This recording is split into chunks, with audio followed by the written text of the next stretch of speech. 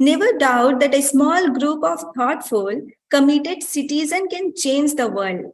Indeed, it's the only things that ever has. Good evening, everyone, with this very warm welcome to everyone present here. It's a wonderful day that I hope you all are good. I, Priya Kumari, the host of today's event, and today's topic is sustainable livelihood. And the speaker is Miss Seema Agarwal. Ma'am, it's a great honor to have you with us. We are very grateful by your presence. Also, I see a quite number of people have joined us. Before I proceed, let me take a brief for the introduction of my organization. This webinar is conducted by SEMS Welfare Foundation, and which is a non-profit entity established to work in the area of education, social welfare, women empowerment, skill development, livelihood generation, and employability, health, research, culture, international cooperation, sports, environment protection, or any other similar sector. We promote healthy lives and balance, and active community and strong businesses. It allows the volunteer member to concentrate their energies in an effort the long-term goals when the freed from day-to-day details. Now, come to the today's topic, sustainable livelihood. The sustainable livelihood approach is a way of thinking about the objectives, scope, and priorities for development. It is based on involving thinking about the way the poor lives, their lives, and the importance of policy and institution. Let me introduce today's speaker to you all, Ms. Seema Agarwal. She is the Director of Sustainable Living Integrated Solution Private Limited and founder of www.merafarmer.com. Marketing and businesses development professional with 18 plus years experience with FMCG brands in India and Canada. She is consultant of sustainable lifestyle and then switched to organic and sustainable living since 6 years. She conducts coaching and supporting the growth of many eco-entrepreneurs who have product of solution for healthy lives. She has proven track record in FMCG, B2B, B2C, MLM businesses. She worked with the brands like Babool and Green Lime Tissues. Thank you, Priya, for the lovely introduction. So it's a great honor to be present on the platform of SEMS, which is doing really great work. I read about you all, and this is the need of the hour that you are doing.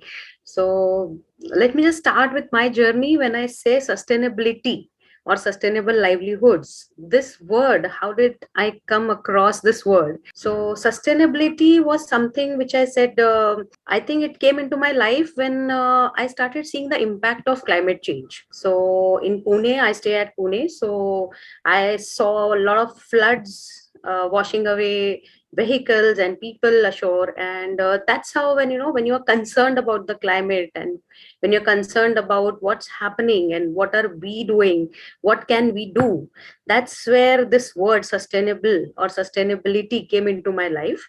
And I started looking for meanings for it. What do I do? Why is this word here? And how can this become uh, my life? So if I want to live a sustainable life, what exactly should I do? And is it that I should live a minimalistic life by looking at only my I'm sorry, I'm under the weather, so my voice would slightly break out.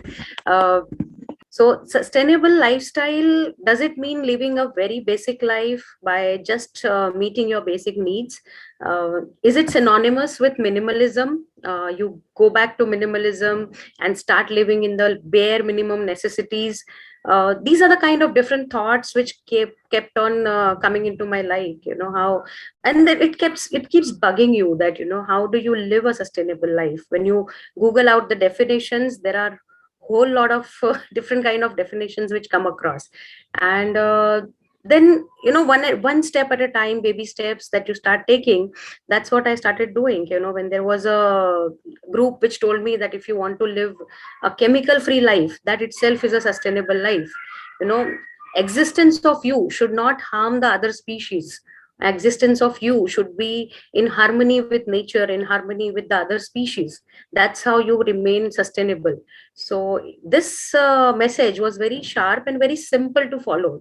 How do I make myself chemical free, my home chemical free, my actions becoming so conscious that it does not harm anybody outside, be it the plants, be it the animals, be it the water, anything that's around me should not have any harmful effect due to my living. So I think this was the simplest meaning I got from living a sustainable life. And that's how the first step I took was I started making my own bioenzymes. And I reduced the amount of chemical cleaners that we use in our homes. The second step I took was, go back to chemical free vegetables, fruits, and groceries. Anything that will come into my home will be chemical free. Now, that was not a very easy decision. In fact, organic is a very, I would say, a fashion term these days, wherein if you go out and ask for organic food, it's actually very costly. And the second vice which is associated with organic is it really organic? So trust and price was a very big issue with organic. And that's how then the further journey towards exploring how else can I get chemical free food took me directly to the farmers who grow them. And that's how this Mera Farmer started, wherein if I want chemical free food in my life, and the small farmers who are growing naturally and who do not have a certificate, but they are very authentic, they cannot reach it to me. So can I make a collective of consumers and then approach these farmers and get it from them? So this is the need which I had, and this was the problem which I had, and I thought I have a solution. And that's how Mera Farmer started. So this journey of seeking the meaning of sustainability led me to sustainable livelihood. That's how Mera Farmer was born. And post COVID, we actually got evolved into merging it with sustainable lifestyle, and not just farm products. Now we have anything that you need in your home is sustainable, is chemical free, and that's how this is sustainable living integrated solutions. So that's my journey, which started from sustainability and it moved on to sustainable livelihoods. So I have tried to keep my talk very simple. It's a kind of journey which we can take together. I'll just share my screen. Yeah, so I've just shared my journey about how sustainability took me to my livelihood. So I'm just summarizing here that when I started this journey, this is the simplest thing I could make out, that fulfilling the needs of my generation or my needs without compromising the needs of my future generation is what brings sustainability. So in a sense, I would say I'll give a very apt example, which is asked most of the times. There's a lot of plastic around, so it's very difficult nowadays to remain without plastic. Everything is in plastic. So how do you start living a life without plastic? The easiest thing is to say no, but then how I think 90% of the things are coming in plastic. So then what next? So the answer to that is, if you can segregate this plastic, and every single piece of plastic that comes into your house is given back to a recycler, then every single bit of plastic can be recycled. So in a way, your second step should be, if you have brought in a plastic bag or a plastic bottle, make sure that it is segregated and given back to the right recyclers. So every step or every action that you take in your life, if it is kept in mind, thinking of the next generation, how it will impact your next generation, that brings in a point of sustainability in your life. The ability to exist and develop without depleting natural resources for the future. So if you can exist and you can live in harmony with all the species and nature, then you are living a sustainable life. And in all this, you are talking about yourself, which is your social life, your community, and nature. But what about our existence? So without money, there's nothing, right? So then the third angle which comes in is economy. And that's why when you talk about sustainable development, it's about social community, it's about environment and economy. So if you can develop a model which is taking care of all these three, it will take care of sustainable development. We equals nature. Every action that we take is impacting nature. Every action has a reaction that we see. So if you go at this website of NASA, the global climate change data is always up on the website.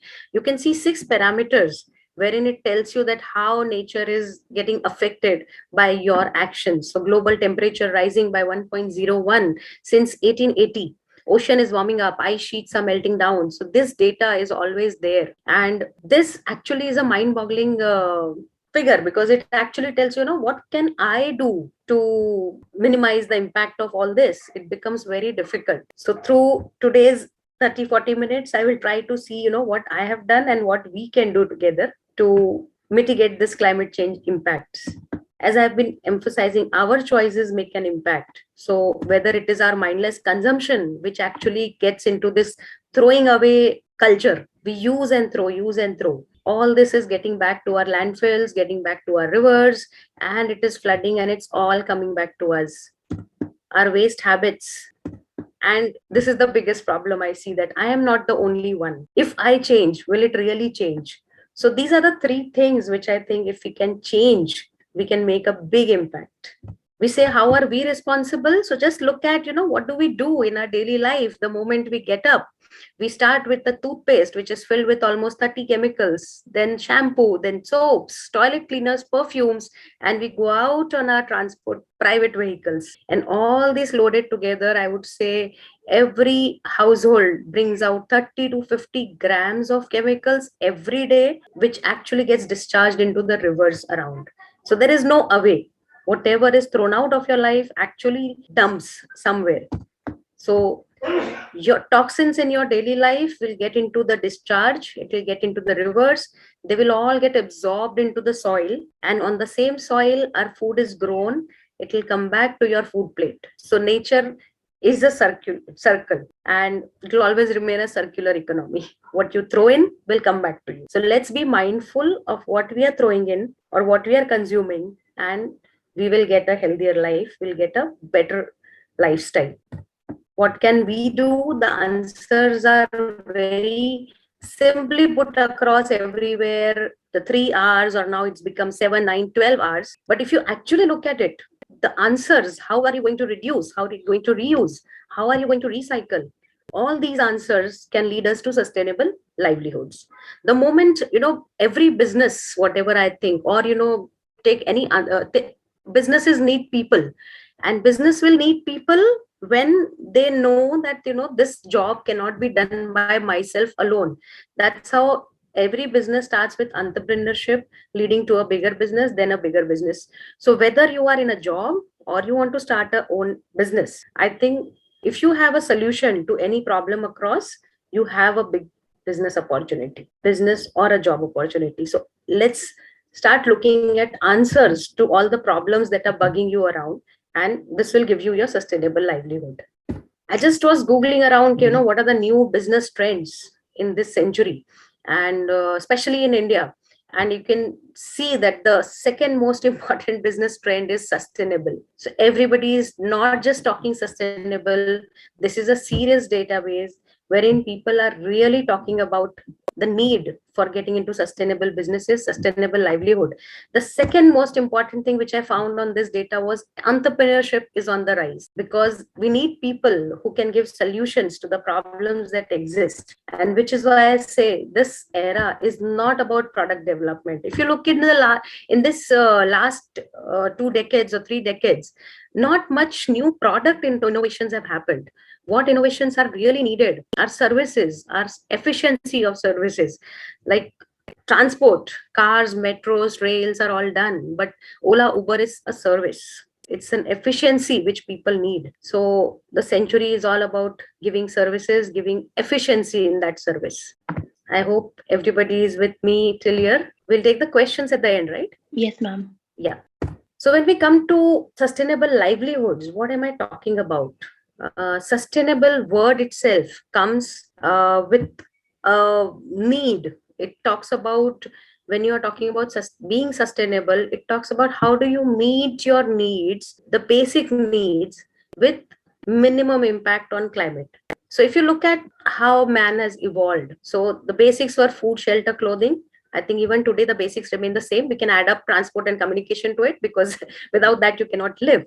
So if you look at this diagram, till the time we were just evolving, and we reached to this level, and till the time you were looking at maintaining or meeting your needs within 50 kilometers or 100-kilometer radius, we were sustainable. So development of vulnerable sectors means When you're talking about, when at government level, people are talking about how do you develop an area, how do you develop a community, by giving them their basic necessities, by making them sustainable, by making them ready to meet the challenges of life. So you get better roads, you get better housing, you get better transport.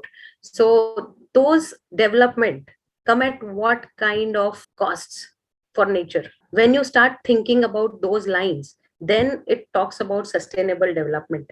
So evolved thinking about priorities when you are going for this development will actually bring in a sustainable development. So when you are talking about this kind of development, wherein hills are cut, the land is made totally barren, and huge townships come up which remove all the free space of areas. And most of the cities, most of the big cities today have 60% of unoccupied flats. They're just standing there. It's just property in hands.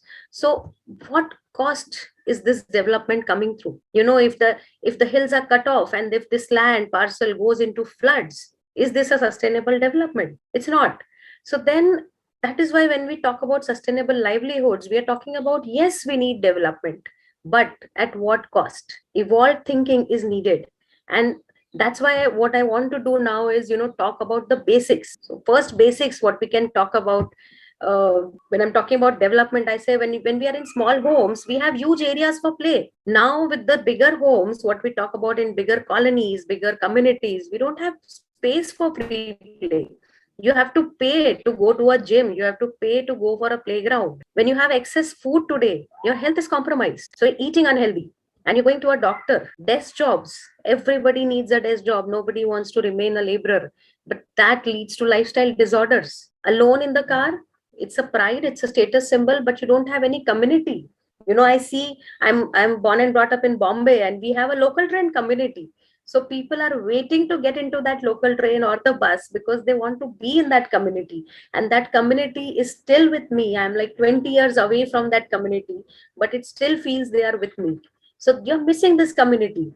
So again, what is the cost of this development? Let's see how to reverse it. Let's find out solutions to these kind of problems, and then we'll get business opportunities. So again, as I said, let's just focus on the basic needs again, because sustainable development is equal to looking out for solutions of your basic needs. So food, water, shelter, clothing. I've added transport and communication. So let's see what we can do in this sector. So first basic need that we have is food. This chart which I am showing here is of US, but I purposely kept it here because if you are seeing this in US, you can imagine what will happen in India. So let's just focus on the last line, which says 5 of the 8 worst paying jobs in US are in our food system. And food workers face some of the most difficult and dangerous working conditions. This is for USA, wherein most of their farming is done with machines, most of their packaging is with machines.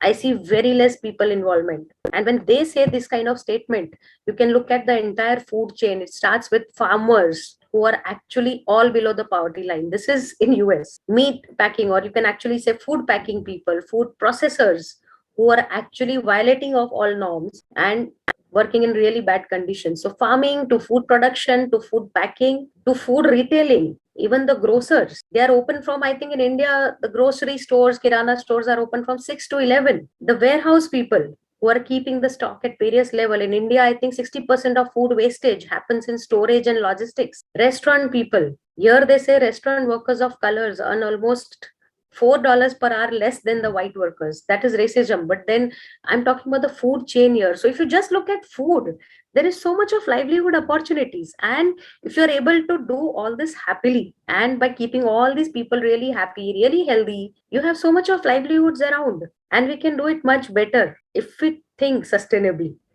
So for sustainable livelihoods in food, currently our agriculture is with lot of chemical fertilizers, pesticides, and the food that we are giving out on our plate is actually fully loaded with processed foods, and which has a huge shelf life, but in our stomachs also it will have the same shelf life, and it will need a lot of help to remove it from our stomachs too. How do you change the situation?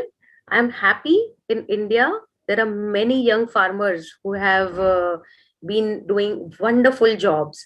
I think you must have heard about Two Brothers Organic, or in Bihar, there are some farmers who have done wonderful works in farming by doing some mixed cropping, and they earn in crores. So, when young people who are talented, who are educated, who know the problems, and who are eager to search for solutions, they do a much better job. Actually, I remember here a story of a farmer who told me that, earlier days, uh, Bharat सोने की चिड़िया हुआ करता था. Why? Because we all know it's a fact that India was majorly an agrarian economy. So the major occupation was agriculture. The farmer is actually a scientist. He's a person who knows geography. He knows weather. He can he can predict how the weather will impact the soil and the water, and according to it, what crops he has to take. So a scientist kind of level of person was managing the farms, and that's the era when India was actually sone ki chidiya. And in today's world, the person who knows nothing is kept in the villages to do farming, and the brightest of the minds are sent out in the urban areas to do simple jobs. So there is a mismatch of techniques and skills which are needed. If these young people who are very talented, they can come back to soil, they can do wonders. So these are some sustainable livelihoods. We need young successful farmers. Empty number of stories are there on the net which can tell you how these young people are making a change through their agriculture techniques. There are tech enabled storage and logistics, and this is the need, because I think scarcity of food is a myth. It's only about handling of food. When we say 35 to 40% food wastage due to storage or logistics, there's huge amount of business opportunity here. We need biofertilizers and pesticides. Why do we need these kind of sprays? Let's develop some safe chemicals which can actually give us safe food. The lab support, when we talk about certification of food, each batch that you want to certify costs us minimum 8,000 rupees. How much of your food is actually getting certified? It's difficult. If you can actually do your lab support, your blood test reports, your BP and sugar machines are so portable. Everybody has a BP machine at home. Why not have a soil test machine? Why not have a chemical content in your food machines at home? Let's do that. So that's the kind of lab support for quality test which is needed. Country Delight is actually giving you those milk meters. Let's have some meters for our food, and let's see how do we eat and what do we eat. That's a business opportunity. Rural urban connect. So yeah, this is a huge divide. People who are growing are in rural, people who are eating are in urban, and the connect is missing. There is a market in between, but there is no exchange of real data, exchange of real between. So that connection, let's have a shadi.com between the farmers and the consumers. Safe, healthier food options. Nowadays, we're talking about millets. Millet year is being celebrated by our Prime Minister. He's declaring there's a marketing campaign going on about millets. These millets have for years, for centuries. Why does it need a marketing campaign? Maybe because of this campaign, people will understand and acknowledge the diversity of their own food. Let's get into that area. Let's start marketing. Let's start popularizing our own traditional food. Let's start popularizing our native nutrition knowledge. Dadi ma ke nuske. So, lot of opportunities are available in the food sector alone. I always talk about this. You can pay a doctor or a farmer. Choice is yours. But if you are ready to pay a farmer, there's a lot of things that you gain, because food is your medicine. That's what is taught to us from, I think, class 1. So that's livelihoods and food. Let's go to the second necessity, which is shelter. A very heavy slide it looks like, but I've just put across everything together. If you just talk about your home, this is just one single home. I think this is a bungalow, but then it could be a duplex. You can see what all are the business opportunities available. You have solar panels, you have dual flush toilets, you have faucet aerators. This reduce the amount of water which comes out from your tap. It's a device which is only 50 rupees, but has it reached to each and every household? Imagine a 50 rupees into a housing complex of 1,000 flats. It's a big business opportunity. You have hot water recirculation. You have high energy, high efficiency water heating systems, Energy Star appliances. I can vouch on this because when I took my 5-star refrigerator, 5-star rating, I have reduced my electricity bill from 1300 per month to 900 per month. So that's a huge saving. So the investment made into buying a Energy Star rating appliance was really helpful for me. Energy efficient heating and cooling system, LED lightings. Yes, I've converted all my home lights to LED lights. Natural landscaping. Europeans have actually started converting their lawns to food gardens. Everyone is growing their own food in their lawn. Your basic necessities taken care of. Rainwater collection being mandatory in many cities. Composting, wind turbines. Many complexes are doing wind turbines, which can take care of the entire electricity bill taken to run their lifts, which is the biggest cost in housing societies. Grey water recycling system, again, a compulsion in Pune, at least I know, and it will soon be compulsory in many cities because grey water recycling systems are a need of the hour. The rivers are in really pathetic condition. Solar thermals. So just this one slide can tell us so many opportunities available if you want to really get into this sector. When you start thinking sustainable, when you start thinking how you can align your living standards to the ways of nature, opportunities are umpteen. So sustainable livelihoods in shelter, a number of them, and you can actually research each of this feature. What you're seeing here is giving crores to the people who are into this sector. For simple things, if you don't want to get into that kind of business, at least as I said, I had made my own journey by starting to make my own cleaners. So if you just start with making your own cleaners, one simple bioenzyme can give you 3-4 cleaners, and you can make your own toothpaste, you can make your own toxin free makeup solutions. So these are some of the options that we have, which have been used. Your dadimas can tell you vinegar was the best floor cleaner, toilet cleaner, food preservative. Utna, basically this is the for making your skin soft. Everybody used to have this lip which was made at home, multani mitti or besan or something. Your khane ka soda, very good natural deodorizer. Dant manjan is nothing but babul leaves, or you can have neem teeth with slight salt and all. Nowadays toothpastes are actually marketing salt and clove. These were already there in our systems. Shikakai was always there as a very good hair shampoo.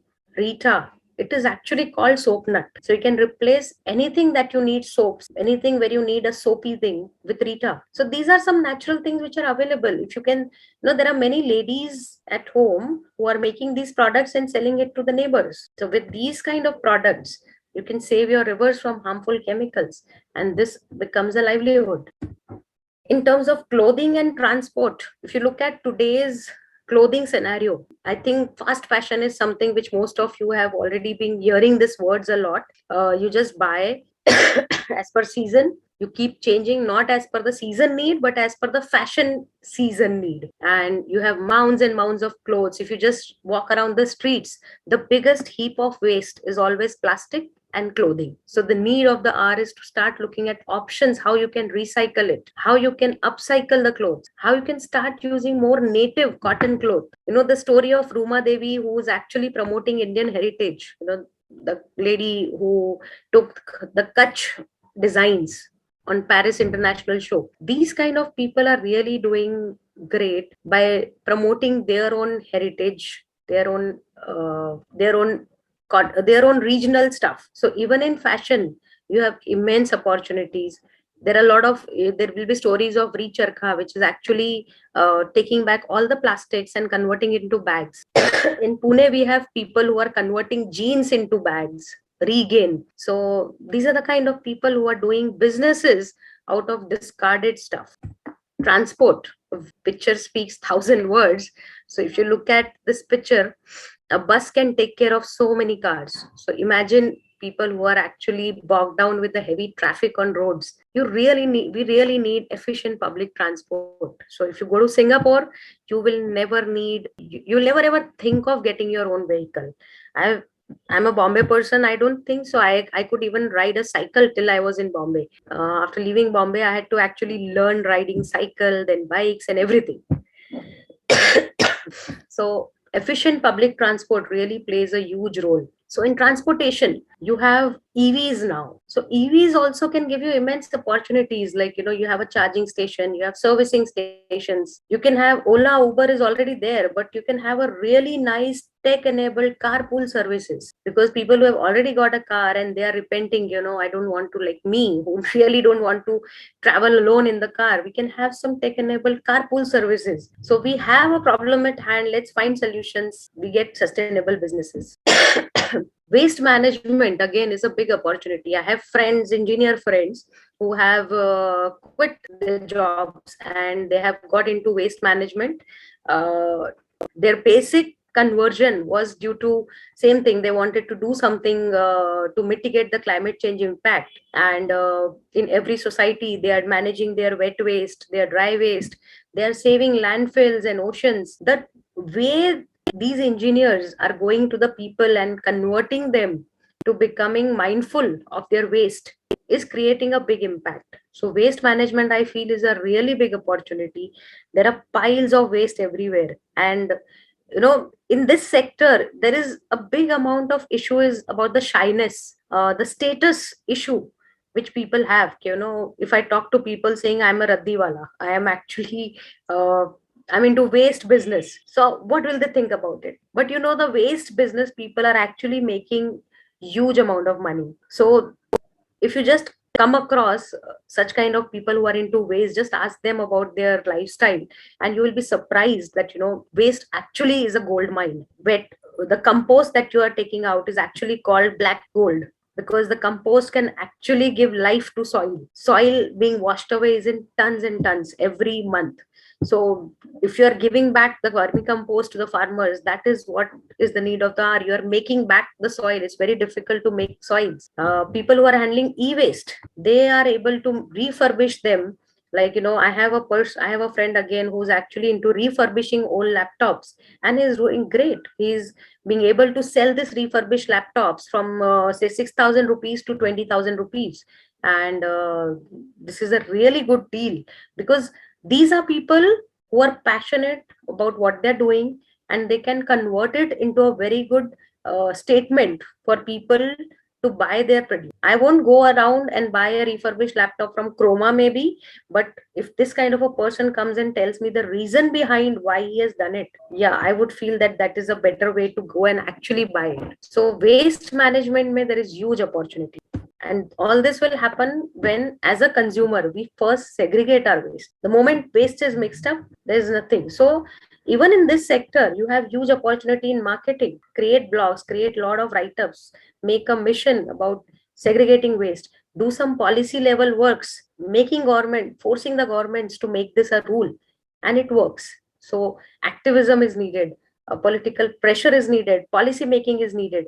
All these works will get into waste management. Nature conservation works also can generate livelihoods. I know this group, see the pictures, 2016 onwards, they started planting native trees on a hill, and by 22, it has become a forest. When one person started that work, and in so many years, so many people have joined him as volunteers, they also needed help from laborers, because they can't dig so many pits and they can't carry so much. So today they are giving livelihood to 4 workers. The salaries of those workers come from volunteers as donation. So even if you are into volunteer work, you can generate livelihoods. So livelihoods is there everywhere. You just have to look for problems, find solutions, start working on it, and it becomes a sustainable livelihood. This is a framework I have just put together just to tell you that India is a huge rural economy still.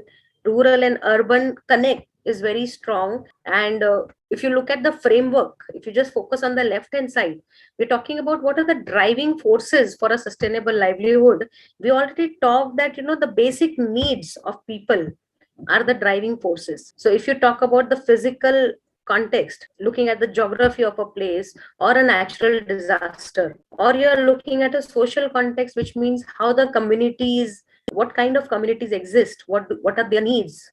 And in economic context, really, do you need urbanization there, or you can help by doing some migration opportunities. So these, understanding the needs of the common man, the basic necessities, are the main driving forces to develop a framework for sustainable livelihoods. And then with these driving forces, you come to some strategies. What kind of livelihood do you want to reach? In that, you actually put together rural urban dynamics. If you talk too much about urbanization, the entire village, there are villages and villages which are empty these days. The second generation of farmers don't want to do farming, and the villages are just empty. Many places I have been, there are only about 45, 50 kind of people staying in villages. Is this an ideal situation? Is it sustainable development? I would say no, because finally your food will come from soil and somebody has to grow it. It cannot come from factories. So there has to be a good balance. There has to be a dynamism when you plan the rural urban dynamics, agricultural production versus livelihood diversification, and then balance out the migration. Along with farming, you have many things: animal husbandry, you have uh, weavings, you have many kind of heritage industries which can be set up within the rural areas, and urban people can be taken up to rural areas to actually enjoy that lifestyle. So rural urban linkages are important, and based on that your policy design and applications are needed. So when you have students, you have educational institutes, uh, this kind of demand should be there, wherein you can research the needs and put together a nice policy framework and provide your applications to the right tables to develop sustainable livelihoods. So this framework is just putting everything what I'm speaking and what I want into one particular slide. So together, I think we can make a change. So let's build a sustainable world. I end my presentation here and I'm now open to questions. Yes, ma'am. Thank you so much for this wonderful session. It was really very informative and incredible session. Ma'am, the first question from my side, can you give me some tips like how to like control this the pollution over there, like the flood control? So any tips from our side that we can take to like control those, like as we have talked about floods, etc. So that's Yeah, see, the main reason for floods, what I've seen is I've also done my groundwater management course. So what we talk about is how the water flow is moving, and when the runoff of water becomes too high, that's how the flooding situations come on. The best thing what can be done is, first is look at the way the natural elevations of the places are cut down. The hills are being damaged and the plants are being uprooted.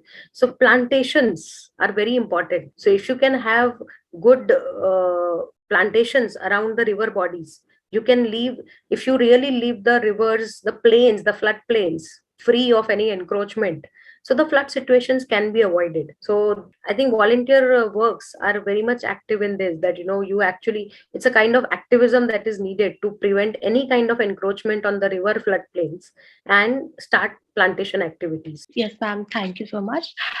Ma'am, apart from that, we have another questions from the YouTube.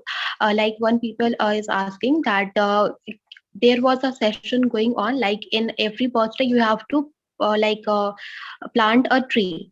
That was a session going on. I don't remember. I think it's 5 years ago. So do you think that that has impacted at least a bit, like till now? If you heard about that? Yes, yes, very much. Whenever you have any kind of these things, you plant a tree, of course, it will have a big impact, because once you plant a tree, you will tell it to at least 10 more people. Out of 10, even if two change and they plant. So plantation activity is increasing. But more important, it is, when you are planting a tree in the name of your child, or when you are having a birthday, so you are actually adopting a living being into your life. If with that kind of feeling, if you plant a tree, then you will actually take care of the tree. It's not just like you plant and leave it.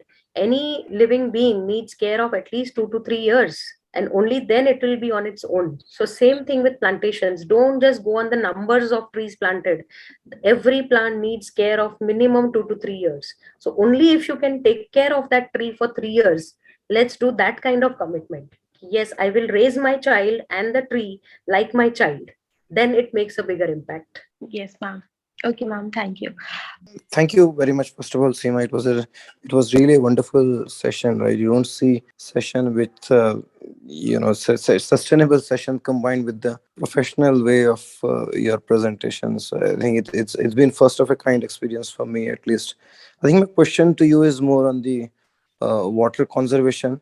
Um, on the in the societies, right, which are in the cities, right, how do you think we can do the water conservation when it comes to, people, let's say, leaving the tap open when they're bathing, and a lot of water going to drain, and also, a lot of maids coming in, they leave the tap open in fifth gear, right, and a lot of, again, water goes down the drain. So how do you, I mean, how do you see this? How do we see we play a positive role as a society here, right? Because I think, Yeah. it's difficult to leave what we are doing right now, and take up all the. I think all your practices that you said are wonderful, but I think this is a low hanging fruit, according to me. So I wanted to know your thoughts, Seema. Yeah, actually, I have actually worked on this problem. So, it's something called moral policing. Similarly, there has to be a social policing on this kind of actions. So, when you are staying in a housing complex, so I stay in a housing complex of 350 or 375 flats. So, when you are staying in a complex or you're staying in a social community, so there has to be some kind of moral policing around. So, wherein you say, okay, if somebody has seen you wasting water, there has to be a water fine. So you make federations, you make communities, and you make these kind of social rules applicable. You make your own bodies, so you have a kind of, society federations exist. All these kind of bodies are made voluntarily first, and the rules of these bodies are imposed on everybody who stays in that community. So everybody is actually policing on the other. So if I see some tap open, I can immediately report in that community, okay, the tap of this house is open and the water is getting waste. So maybe yes, in the first one or two warnings, nobody will pay heed to you. But if this water wastage videos start going to the municipal corporations, there is a water wastage fine actually available there. So the local governing bodies can actually come and fine. So if you take those kind of pamphlets from the local governing bodies, yes, there is a water wastage fine that we levy, and you as a body of a ad hoc body, you start just imposing those rules and actually start collecting fines. It works, it has worked. No, it's very interesting. How do you think the monitoring really works? Because all the wastages really happen behind the doors, right? So, bathroom doors are closed, obviously, But you can and hear the so it's voice of water. So it has okay. worked because I have fined many people, I know that. We need a clone of you in every society, Yeah, Seema. But somebody has to become a villain, so you have to go with the receipt book and start collecting fines, and it works. okay. And then publish the fine receipt. Interesting. I'm just curious, right? Is there a way or quick way, right, to quantify the water that is used by per flat? Have you seen that implemented, let's say, in any society in Pune? I was trying to see if that's a possibility, and that's You- if there's a solution that we can borrow. Yeah, so see, in Exactly. the societies, already government has a rule of 135 liters per person per home per day. This is the kind of figure which government themselves have worked upon. See, government have many IS officers and all working on all these kind of research Mm. details and all. Exactly. So they Yes. themselves has published this, and there are water meters available. So if you put up a meter, 135 liters per household in 230 days, and then you see the metered water that's coming into your society, it's Indeed. very easy to measure how much you are getting versus what they are claiming to give, and then you refuse to pay your taxes. So there is a Mm. public litigation being filed on water in Pune, and you will It see was sent from Manipal lot of University. news about it. PILs are filed Mm. from many societies in Pune Manipal for University. water shortages from the municipal corporation, because at society level we have taken steps of stopping any kind of wastages, Yeah. but from government level, if the supply itself is a problem, somebody has to stand up for it. Interesting. Thanks, Seema. Thank you, ma'am. So the next question is sustainable development can be considered as an important tool for developed economy. So your views on this? For developed economy, okay, yes, it is, because see, if you look at developed economies, they are the biggest contributor to climate change issues. So top when you're talking about COP forums and all, the biggest contributors to all this climate crisis are the developed economies. So there is an urgent need for them to reverse their actions and think about sustainable development. Only their actions can have a major impact, because they are the destroyers. Only their actions can actually restore the problems that they have created. So it is more important for them. Graduation from Manipal University. Developing economies are already sustainable, I would say. They are still on meeting their own basic needs. So they are on the sustainable actions itself. Ma'am, the next question over here is sustainable development also signifies the strata of Indian society in terms of development and also from regulation to continue that trend in the society. So anything about this? Sustainable. I didn't understand the question in this. It looks more like a statement. Yes, it is like a statement. So Yeah. So in terms of Indian, I would say that recently SEBI has also talked about bringing sustainable development goals as a very important reporting that has to be done by the top 1,000 companies. So from financial year 22-23, I think SDG goal reporting is to be very, very detailed. So there will be more focus on sustainable development. The 17 goals which have been talked about, I think every company will have to give their reporting on what they have done and how how it has impacted. So these kind of things are being given high priority at government level also. So if the government, if SEBI is talking about it, and if the companies have to report about it, there will be more actions towards this, definitely. I've seen companies like, since long, you can see Bisleri taking back all the bottles that are going out. So they are paying rack pickers to collect back all the bottles. So that itself is a kind of step of taking back what they are giving out. So it's a step towards sustainable development. Yes. Yes, ma'am. Thank you. Ma'am, another question over here is plastic bags are harmful to the environment. Why we are not closing the plastic manufacturing industries? Very good question. I also had the same question since years, because if you see, every action or every penalty, every fine is put on the consumers because they are easy targets. But we are talking about nobody wants to really stop the manufacturing. Everybody wants to catch the easiest prey. But if you look at it, yes, the 50 micron plus plastic, less than 50 micron plastics are actually banned. So manufacturing industries also cannot manufacture that. And in plastics, I think if you can segregate clean and dry plastic and give it back to recyclers, the plastics are always recyclable. So I think the parachute bottles are all recycled plastic bottles, and many other companies, I think HUL has most of the plastic bottles as recycled plastics. Barrels, all the paint barrels are all recycled plastics.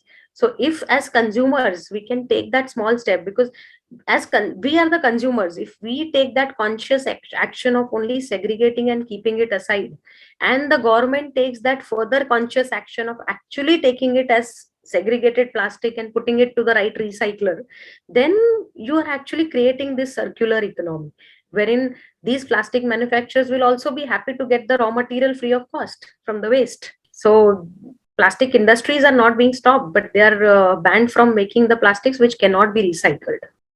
Yes, ma'am. Ma'am, the next question is, what is the procedure to increase the deadline of SDG? It is not completed in due time. That's clearly it will increase, because even your income tax, simple yearly income tax or simple property taxes, when we don't pay on time, the deadlines keep increasing, or else then there are small penalties on it. The penalties are it's in peanuts. So it is meant to increase the deadlines.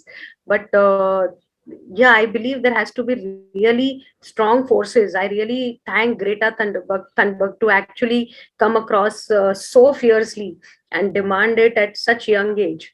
So I really believe in the power of common man. If you really believe that you can bring about a change, you can do it. So a small action, she has shown it to us. Fridays, just one Friday call for Friday, and she has shook the world. So if she can do it collectively, there can be a lot more change which can be done. So say, I think SEBI declaring this reporting is a very big move. So with all these kind of talks and all this kind of push which is coming across for sustainable development, most of the organizations will push for it. Okay, ma'am. Thank you so much, ma'am. I would like to propose heartiest vote of thanks to Seema ma'am for gracing today's webinar. It was really very amazing and informative. Your presence and wise word help us in magnifying in the best possible way. A good event never ends in the world. They take a pause and keep us waiting for the next. Thank you everyone for joining us and cooperating with us. Optimism is a faith that leads to achievement. Nothing can be done without hope and confidence. I, Pooja Gorai, signing off on a cheerful note. Have a good day. Thank you, everyone. Thank you. Thank you, ma'am.